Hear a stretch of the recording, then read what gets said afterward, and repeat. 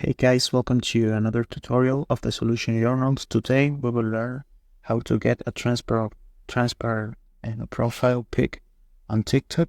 So the first step is go to the application of TikTok. And here you need to wait a few minutes, and after that you need to go to your profile. Here in your profile you need to go to the option of edit profile. So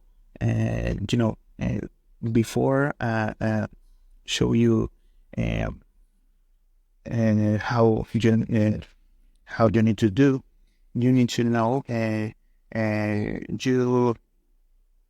you need to get a image, a picture where with a transparent